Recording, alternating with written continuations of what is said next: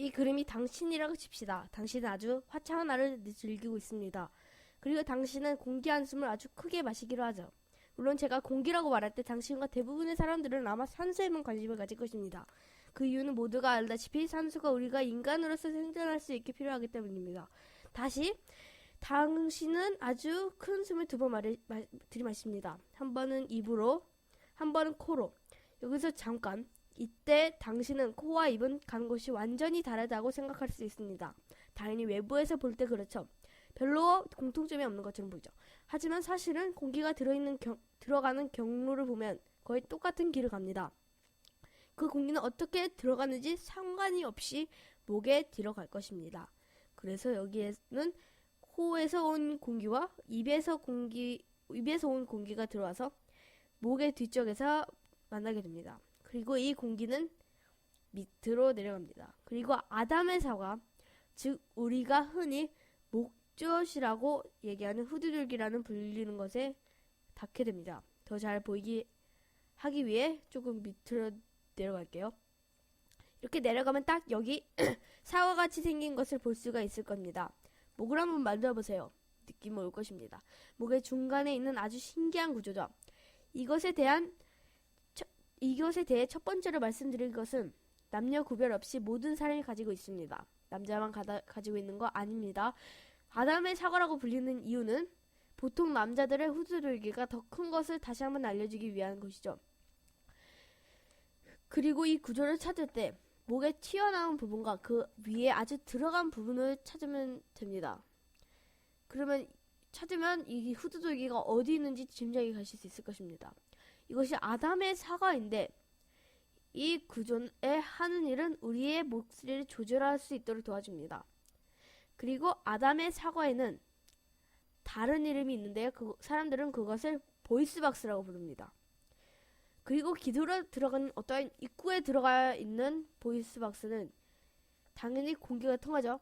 그래서 아담의 사과를 감싸고 있는 근육을 어떻게 바꿨느냐에 따라서 제 목소리를 아주 높게 만들 수 있고 아주 낮게 만들 수 있는 거죠. 그리하여 우리의 목소리를 조절할 수 있는 사실, 이 사실이 제가 여러분에게 말씀드리고 싶은 첫 번째 사실이죠. 아주 신기하죠. 또 저는 여러분이 알 거라 확신하지만 여러분이 말할 때 쓰는 구조는 아담의 사과 보이스박스입니다. 자, 이제 다시 공기는 내려갑니다. 그리고 계속 내려갑니다. 그런데 이때 저희는 산소에 대해 잘 봐야 합니다.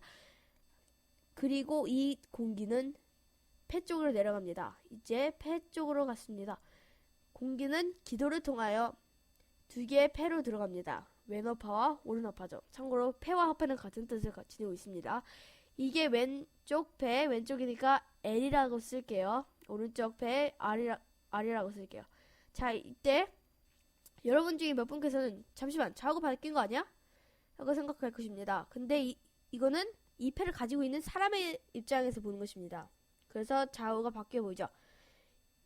이제 폐를 한번 나눠보자고요.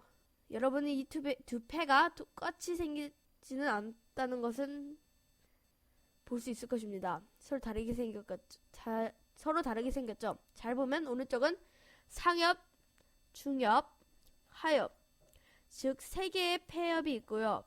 왼쪽은 상엽, 하엽, 즉 두 개의 폐엽이 있습니다. 이게 이 두 폐의 차이점 중 제일 첫 번째 차이점입니다. 두 번째 차이점은 한 폐에 심장이 들어갈 공간이 있습니다. 이 공간이 심절은 즉 cardiac notch이라고 하는 곳입니다. 근데 이 공간이 cardiac notch라고 불리게 된 이유는 이곳에 심장이 나와 있어 공간이 생겼기 때문입니다. 이에 결과 두 폐에 파여 있는 공간이 생긴 것입니다.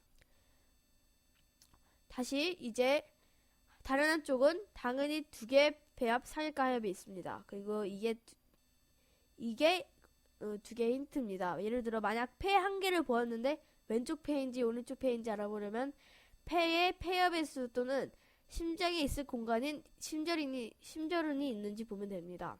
다시 이 부분에 폐 주위에 갈비뼈가 있습니다. 이곳에 갈비뼈가 있고요. 그 사이에는 갈비 근육이 있습니다. 당연히 양쪽에 둘 다 있죠. 그리고 폐와 신장 아래에 근육이 있습니다. 아주 큰 근육이요. 네, 그림에서 단어 하트라고 써져 있는 것을 지나가면서 있네요. 그래서 이 근육이 폐와 심장의 바닥이 되는 것입니다. 그래서 폐와 심장을 근육이 받치고 있고, 이 근육은 행경막이라고 불리는 근육입니다. 이 근육의 바닥이고 갈비뼈가 벽입니다. 그럼 무엇이 될까요? 방이 되죠. 우리는 몸 안에 벽과 바닥이 있는 방이 있는 것입니다. 그리고 이 방이 우리가 흉곽이라고 불리는 것입니다. 흉곽. 그래서 이 방에는 우리의 두 폐와 심장이 있습니다. 지금까지 순조로웠지만 제가 여러분에게 공기가 어디로 가는지 제대로 알려주지는 않았습니다. 저는 그냥 공기가 폐로 간다는 것만 말했습니다. 그래서 이걸 다 지워버리겠습니다. 폐의 안쪽이 어떻게 생겼는지 조금 보여주겠습니다. 만약 여러분이 엑스레이 안경을 써서 폐를 보면 이렇게 생길 것입니다.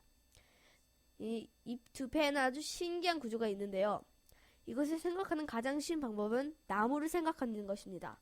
나무를 생각할 때 거꾸로 뒤집힌 나무를 생각해 보세요. 나무에는 갈라지는 나뭇가지가 있죠? 그 나무를 거꾸로 뒤집으면 우리 폐 안의 구조와 비슷하게 생겼다는 사실을 여러분은 알 것입니다. 그래서 우리의 폐의 안쪽은 이렇게 뒤집힌 나무와 같이 생겼는데 그의 이름도 기관지 나무라고 부릅니다. 아주 신기하죠? 그래서 폐의 안쪽을 보고 너무 복잡하다고 생각하는 분께서는 이 두 폐의 안쪽을 거꾸로 뒤집히는 것을 상상해 보시면 이 두 폐의 안쪽을 거꾸로 뒤집힌 나무를 생각하시면 순간적으로 이 구조가 훨씬 더 쉽다고 생각이 드실 겁니다. 실수입니다. 죄송합니다. 중간에 있는 큰 기관은 나무의 몸통이고 폐 안에 기관지가 나뭇가지라는 것입니다. 그래서 공기는 기관지 나무의 몸통 기도를 지나 들어가면서 갈라집니다. 그리고 색깔 부위는 초록색, 보라색 부분은 각각 다른 폐엽이 있는 부분입니다. 그래서 이 초록 부위는 폐 하엽을 대표하는 구조이고 보라 부위는 상엽을 대표합니다. 그리고 반대쪽은 세 개의 폐엽, 상엽, 중엽, 하엽이 있습니다. 이때 이 사람의 오른쪽 폐의 선들을 보면 초록 부분 중에서 중엽으로 나누어져 있는 부분에 위치하고 있는 기관지도 있고 중엽 기관지 중 상엽으로 나누어져 있는 부분에 있는 게 보이실 것입니다. 이상하죠? 이 이유는 이 폐는 3차원적인 물체이기 때문에 여기서는 앞부분만 표시해 놓은 것입니다. 그래서 폐는 물체이기 때문에 종이가 아니기 때문에 뒤에와 중간에는 잘 나눠져 있는 것을 아시면 되겠습니다. 이제 다시 폐 기관지 남의 나뭇가지를 확대한다고 칩시다. 확대한다고 칩시다. 미세한 부분이 보일 수 있도록요. 맨눈으로 볼 수 없게. 이렇게 생겼을 것입니다. 확대해서 보면 여러 개의 주머니가 있죠.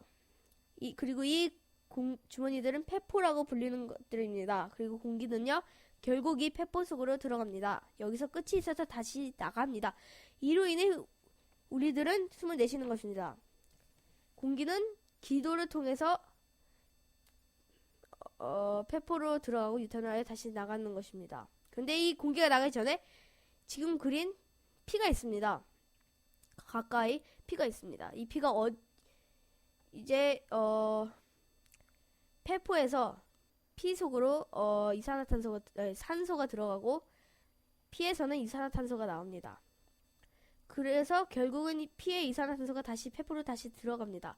그래서 최종적으로는 이 비디오는 어떻게 바깥 세상의 산소가 숨을 들이마시면서 폐로 들어가고 숨을 내쉬면서 그 이산화탄소를 다 나가게 하는지 여러분에게 알려주는 비디오였습니다.